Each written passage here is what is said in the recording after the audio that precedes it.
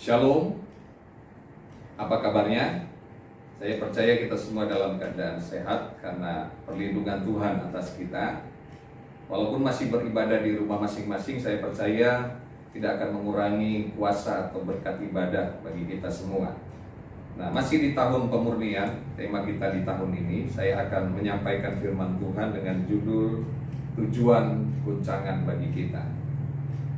Mari buka Alkitab kita di dalam Hagai pasal yang kedua, ayat 7 dan 8. Sebab beginilah firman Tuhan semesta alam, sedikit waktu lagi, maka aku akan menggoncangkan langit dan bumi, laut dan darat. Aku akan menggoncangkan segala bangsa, sehingga barang yang indah-indah kepunyaan segala bangsa datang mengalir. Maka aku akan memenuhi rumah ini dengan kemegahan, firman Tuhan semesta alam. Hari-hari ini semua orang sedang mengalami goncangan. Tidak peduli dari status golongan atau agama atau ras manapun, semua orang sedang mengalami goncangan. Ada satu wabah virus yang semua kita sudah tahu, virus corona yang sedang melanda dunia ini. 200 lebih negara yang mengalami wabah ini, sehingga banyak yang meninggal dan pada akhirnya mempengaruhi stabilitas atau keadaan di masing-masing negara tersebut. Nah, apa saja yang sedang digoncang ketika wabah ini menggoncangkan? Yang pertama adalah tentunya kesehatan sedang digoncang. Kemudian kalau kesehatan tergoncang maka mempengaruhi ekonomi. Orang nggak bisa lagi bekerja kalau dia sakit. Bahkan perusahaan-perusahaan atau usaha-usaha kemudian ditutup karena virus ini yang sedang mewabah di bangsa-bangsa.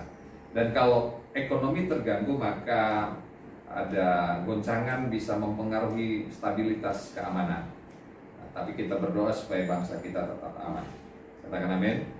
Dan kalau keamanan terganggu maka itu akan mempengaruhi emosional, bisa tergoncang. Ya, orang bisa bertindak dengan tidak teratur lagi. Dan kalau itu terjadi maka iman pun bisa ikut tergoncang. Nah, itu sebabnya hari-hari ini kita harus terus meningkatkan hubungan kita, keintiman kita dengan Tuhan, supaya kita sungguh-sungguh disadarkan bahwa ini memang harus terjadi. Karena Hagai tadi menuliskan Allah yang akan menggoncang, atau Allah pun akan mengizinkan goncangan itu terjadi. Nah, bagaimana sikap kita, respon kita terhadap goncangan tersebut, itu yang akan membuat kita terbentuk seperti apa. Kalau kita menyikapi sebagai ini sebuah bencana atau sebagai sebuah malapetaka, sebuah kesialan yang menimpa, maka kita akan menjadi orang yang mudah bersungut-sungut, mudah marah, dan lain sebagainya. Tapi respon kita lah sekali lagi yang akan membentuk kita. Dan orang-orang yang sadar bahwa dia sebagai orang percaya milik Tuhan, maka dia akan berespon sesuai dengan apa yang Tuhan inginkan. Nah, itu sebabnya hari ini kita akan belajar bersama-sama apa tujuan goncangan bagi kita. Yang pertama, goncangan itu ada untuk membentuk kita. Beberapa waktu yang lalu saya menyaksikan sebuah cuplikan video bagaimana menyusun paku itu dengan rapi dalam sebuah kotak. Paku yang ditaruh secara acak atau tidak beraturan itu tidak disusun dengan tangan supaya dia menjadi rapi dan tersusun, tapi kemudian kotak itu digoncang-goncangkan, digoyang-goyangkan, maka kemudian hasilnya adalah paku itu tersusun dengan rapi sekali. Nah, ini adalah sebuah gambaran kehidupan kita sebetulnya ketika Allah mengguncang, ketika Allah mengizinkan goncangan itu terjadi, maka percayalah bahwa ada sesuatu yang Tuhan sedang bentuk dalam diri kita. Nah, apa saja yang sedang dibentuk oleh Tuhan? Yang pertama itu cara pandang kita dibentuk. Seringkali kan kita melihat bahwa goncangan itu adalah sesuatu yang gak baik. Itu fakta. Goncangan itu pasti menimbulkan ketidakberaturan. Misalnya kalau ada gempa bumi yang terjadi, maka rumah-rumah bisa rubuh, tanah bisa longsor dan lain sebagainya, dan ada ketidakberaturan di sana. Tapi bagi orang yang punya cara pandang yang berbeda, cara pandang yang karena pikirannya telah dibaharui, percayalah bahwa di balik setiap guncangan itu sebetulnya ada sebuah tujuan Tuhan. Ya, Tuhan sedang membentuk sesuatu yang indah seperti ilustrasi aku tadi. Sehingga kita tidak perlu melihat dari sisi yang negatif dan menyebabkan kemudian kita menjadi khawatir, takut, menyalahkan alam, menyalahkan orang lain, bahkan kemudian bisa menyalahkan Tuhan. Tapi cara pandang kita harus sungguh-sungguh benar, ya, karena di balik setiap goncangan itu pasti ada karya Allah yang indah, karya Allah yang mulia, karya atau tujuan Allah yang luar biasa bagi orang-orang yang dikasihinya. Sehingga pemazmur menulis itu di dalam Mazmur 119 ayat 71, bahwa aku tertindas itu baik bagiku, supaya aku belajar ketetapan-ketetapan. Bagaimana mungkin sebuah penindasan itu dikatakan baik bagiku? Tapi ini kenyataan yang Alkitab kita catat bahwa pemazmur bilang penindasan-penindasan itu baik bagiku supaya aku belajar ketetapan-ketetapan. Seringkali ketika orang dalam situasi atau kondisi nyaman, ya, dia cenderung akan sulit untuk lebih mendekatkan diri kepada Tuhan. Misalnya dengan sering membaca firman, sering berdoa. Tapi biasanya yang terjadi ketika ada kesulitan, ketika ada guncangan, ketika ada masalah yang terjadi, orang baru kemudian mencari Tuhan dengan cara rajin membaca firman Tuhan, mencari tahu apa ketetapan-ketetapan Tuhan, apa larangan yang kita tidak boleh lakukan, dan apa perintah yang harusnya kita lakukan. Dan memang tujuannya itu, ketika goncangan itu ada, maka kemudian kita bisa belajar ketetapan-ketetapan Tuhan di sana. Orang mulai mencari Tuhan. Dan selain itu, ketika goncangan itu diizinkan oleh Tuhan, kita bisa melihat ada kedahsyatan Tuhan di sana, ada kemahakuasaan Tuhan yang terjadi. Misalnya orang yang sakit, waktu dia sakit, dia bisa melihat dan bersaksi bahwa saya mengalami mujizat, saya mengalami kesembuhan. Ya. Dalam peristiwa hari-hari ini kami sedang diizinkan Tuhan untuk melayani, ya, satu keluarga yang diizinkan Tuhan untuk mengalami goncangan kesehatan. Tapi saya berkata kepada sahabat tersebut, saya bilang, semua dalam kedaulatan Tuhan, dan pasti ada maksud baik Tuhan supaya kamu bisa menceritakan keajaiban Tuhan, menceritakan kemahakuasaan Tuhan. Walaupun kamu mengalaminya, tapi kamu disembuhkan Tuhan. Dan hari ini, ya, beberapa hari yang lalu, dia berkata bahwa dia sudah dinyatakan sembuh total, ya, sembuh, dan dia bisa hari Senin dia akan masuk untuk beraktivitas, untuk bekerja kembali. Luar biasa Tuhan kita. Yang setuju katakan amin. Jadi cara pandang kita adalah cara pandang yang berbeda ketika Tuhan mengizinkan goncangan itu terjadi. Bagaimana cara pandang kita itu supaya bisa selalu diubahkan oleh Tuhan? Kita terus menyerahkan hidup kita, menyerahkan keberadaan kita. Roma 12 ayat yang kedua, bahwa kita harus, perpikiran kita harus dibaharui dari hari ke hari, supaya kita bisa tahu mana kehendak Tuhan, apa yang baik, yang berkenan, dan yang sempurna. Nah, kemudian selain cara pandang kita yang diubahkan, apalagi yang dibentuk adalah sikap hidup kita.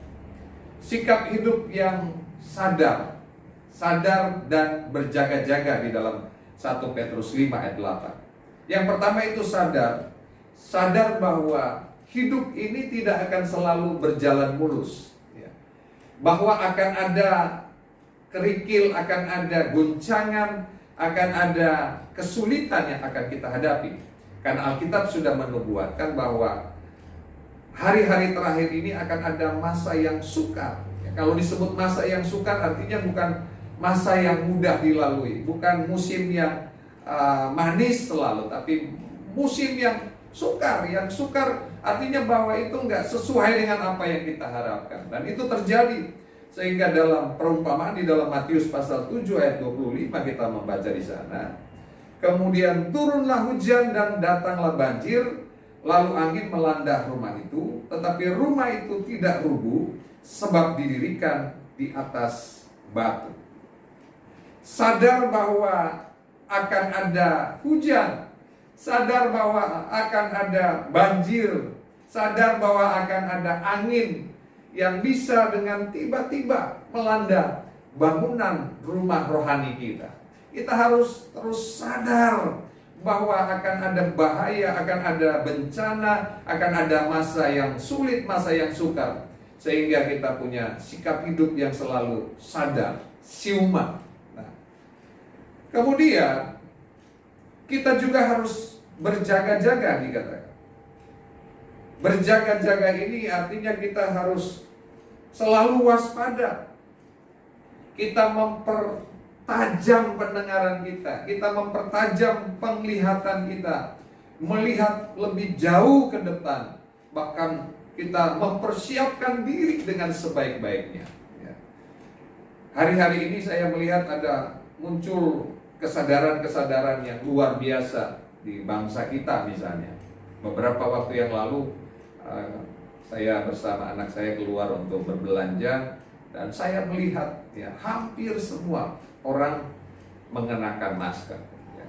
Dan itu memang sebetulnya cara hidup sehat ya, mengenakan masker. Dari zaman dahulu sebetulnya sudah kita tahu bahwa mengenakan masker itu baik.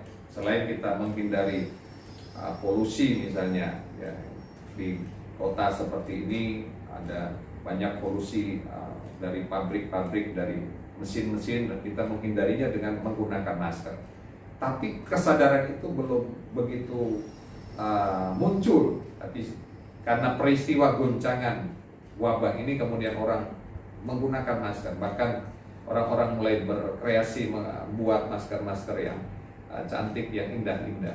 Nah, yang ingin saya katakan bahwa ada kesadaran yang muncul dari orang-orang tersebut yang sadar diri, sadar sehatnya, sadar bagaimana setiap hari harus berjemur misalnya, makan makanan teratur, pola hidup yang baik, tidur secara teratur dan lain sebagainya.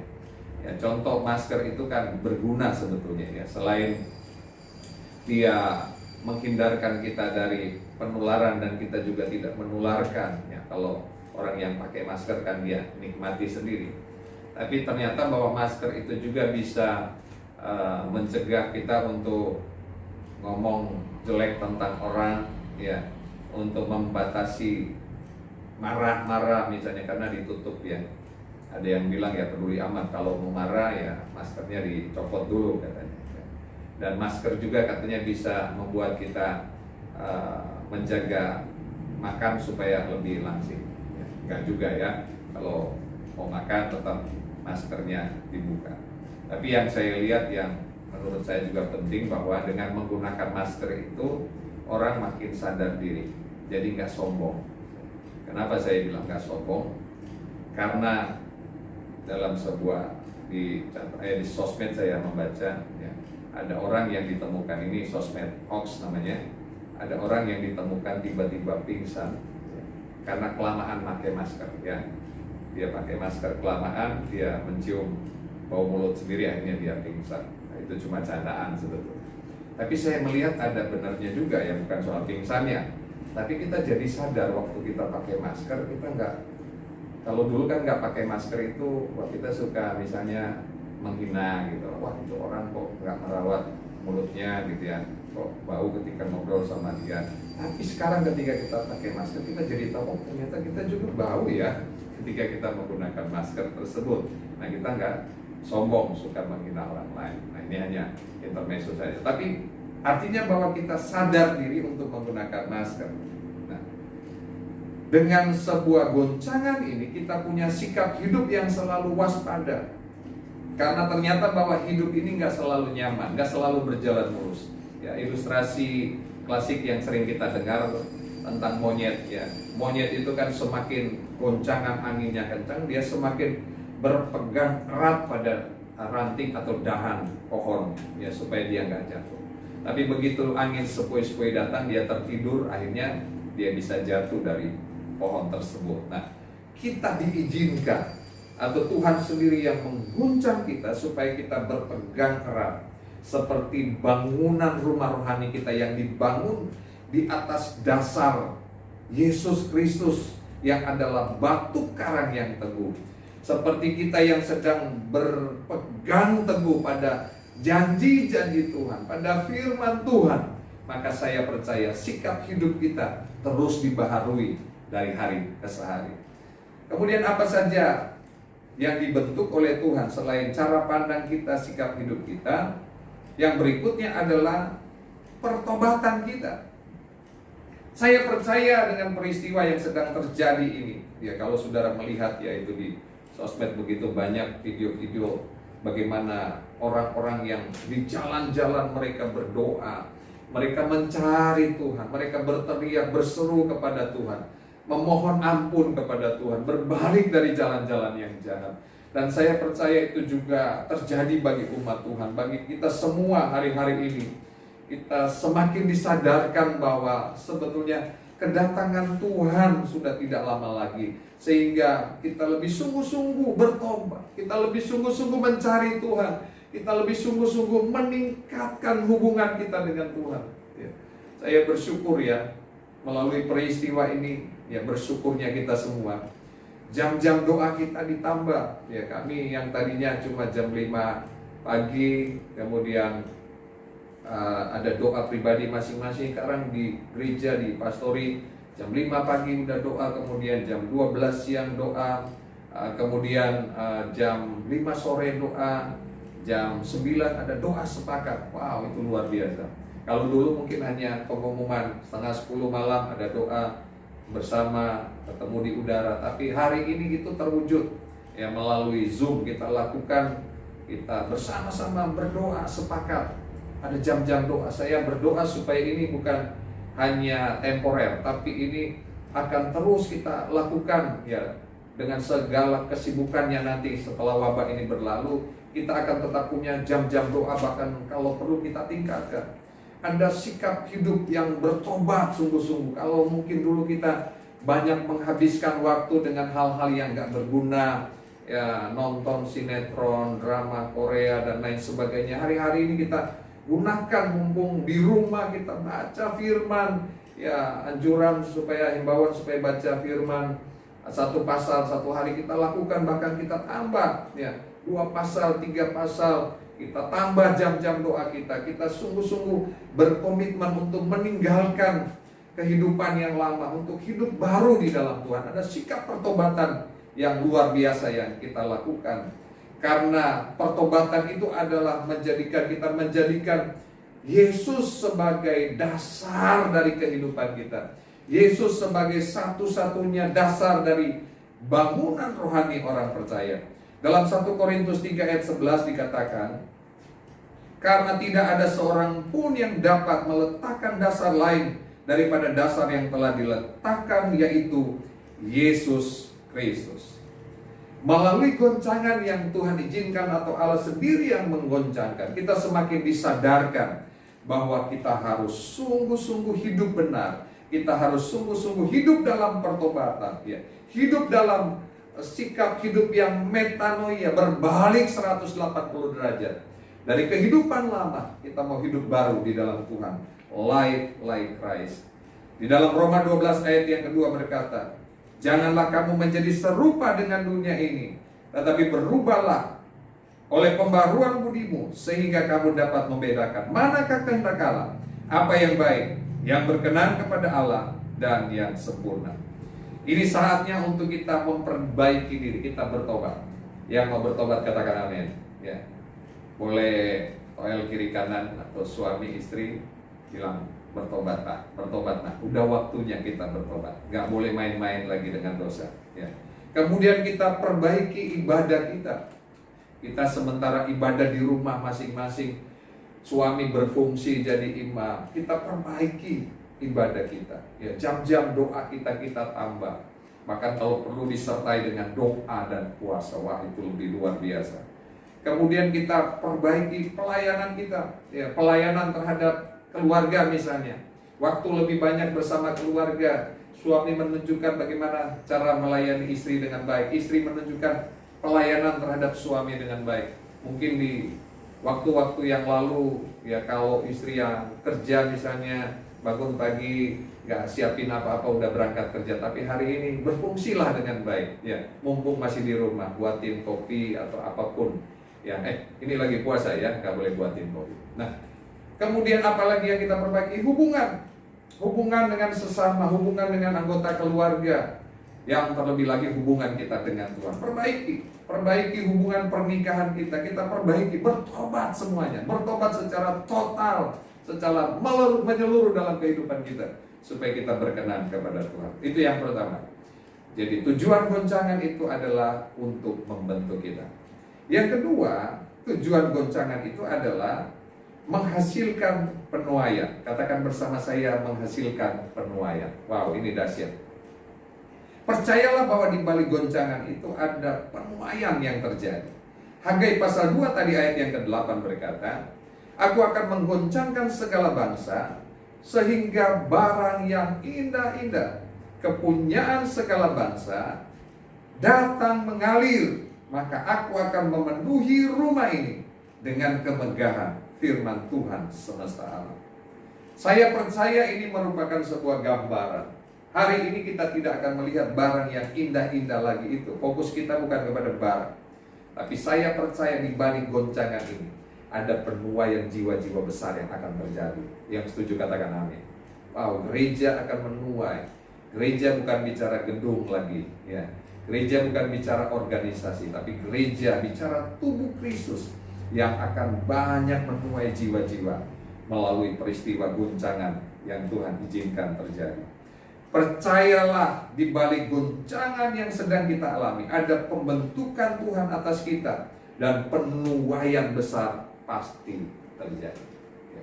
Saya ingat waktu saya masih di kampung dulu ya, kalau kita mau musim mangga misalnya, pengen makan mangga yang matang di pohon itu, kalau udah angin kencang itu biasanya sore-sore, wah kita udah berebut kukuin di bawah pohon, jaga ya keliling gitu ya. Begitu jatuh itu berebut sampai dorong-dorongan gitu. Dan itu pasti mangga yang matang ya, karena ada angin goncangan, maka yang jatuh itu mangga yang matang. Nggak mungkin mangga yang nggak matang. Artinya apa Bapak Ibu Saudara? Jadi goncangan itu menghasilkan penuaian, menunjukkan bahwa udah matang ya, udah saatnya. Melalui peristiwa ini kita semakin disadarkan, ini udah saatnya loh, penuaian besar. Jadi bukan lagi sebuah slogan, sebuah kata-kata wah penuaian, tapi ini udah saatnya, karena goncangan itu sudah terjadi ya, akan ada jiwa-jiwa yang akan kita tuai. Nah, itu sebabnya gereja Tuhan kita semua mempersiapkan diri untuk sebuah penuaian yang besar itu. Kolose 1 ayat 23 berkata, Sebab itu kamu harus bertekun dalam iman, tetap teguh dan tidak bergoncang, dan jangan mau digeser dari pengharapan Injil yang telah kamu dengar dan yang telah dikabarkan di seluruh alam di bawah langit, dan yang aku ini Paulus telah menjadi pelayannya. Jadi iman kita tidak bergeser walaupun ada goncangan. Sebab Alkitab berkata, orang yang bertahan sampai kesudahannya akan selamat. Dalam Matius 24 ayat yang ke-13. Ayat yang terakhir saya bacakan bagi kita semua. Berbahagialah orang yang bertahan dalam pencobaan, sebab apabila ia sudah tahan uji, ia akan menerima mahkota kehidupan yang dijanjikan Allah kepada barang siapa yang mengasihi Dia. Bapak Ibu Saudara adalah orang-orang yang mengasihi Tuhan, katakan amin ya. Terus bertahan, ada goncangan, bahkan Tuhan izinkan, atau mungkin Allah sendiri yang sedang menggoncang, tetap bertahan di dalam iman kita yang teguh kepada Yesus Kristus. Terus berfokus kepada Yesus, bahwa Dia punya tujuan yang indah di balik goncangan untuk membentuk kita. Dan di balik goncangan itu percaya ada tuaian besar yang Tuhan sudah sediakan. Biar kita gereja Tuhan ikut ambil bagian dalam penuaian yang besar itu. Tuhan memberkati kita semua. Amin. Amin. Mari kita satu di dalam doa. Bapa, kami mengucap syukur untuk kebaikan Tuhan. Hari ini kami masih bisa beribadah kepada Tuhan. Walaupun di rumah kami masing-masing, tapi kami sungguh bersyukur karena Engkau tidak dibatasi oleh jarak, waktu, dan ruang. Engkau hadir, karena di mana 2-3 orang berkumpul demi nama-Mu, Engkau hadir. Dan kami merasakan kehadiran-Mu, kami merasakan kuasa ibadah, kami merasakan mengalami kuasa firman-Mu menjamah kami siang hari ini. Dan itu pasti mengubahkan hidup kami. Kami tahu di balik setiap peristiwa yang sedang terjadi, Tuhan izinkan untuk membentuk kami, dan ada penuaian yang besar yang Tuhan sediakan. Hamba berdoa untuk umat-umat-Mu yang sedang ada di rumah dalam ibadah mereka masing-masing. Tuhan memberkati mereka. Yang sakit Tuhan jamah sembuhkan, sembuh dalam nama Yesus. Kami perkatakan sembuh dalam nama Yesus. Yang lemah dikuatkan, yang susah dihiburkan, yang sementara mengalami goncangan ekonomi, goncangan dalam keluarga, pulih dalam nama Tuhan Yesus Kristus. Dalam nama Yesus, pemulihan Tuhan terjadi. Terima kasih Bapa. Kami terus menyerahkan bangsa dan negara kami. Pulihkan bangsa kami Tuhan. Ampuni bangsa kami. Ampuni dosa-dosa hamba-hamba-Mu, gereja-Mu, umat-umat-Mu. Ampuni kami semua. Kami berbalik dari jalan-jalan kami yang jahat. Kami merendahkan diri mencari wajah Tuhan. Maka pemulihan itu segera terjadi. Tuduh perlindungan Tuhan atas bangsa kami, atas orang-orang yang ada di garis depan untuk menangani virus ini ya Tuhan. Tuduh perlindungan Tuhan atas keluarga besar kami, atas seluruh jemaat Tuhan, bahkan atas kami semua. Kami menyerahkan hidup kami dalam tangan-Mu. Terima kasih Bapa. Sekarang kami akan menerima berkat-Mu.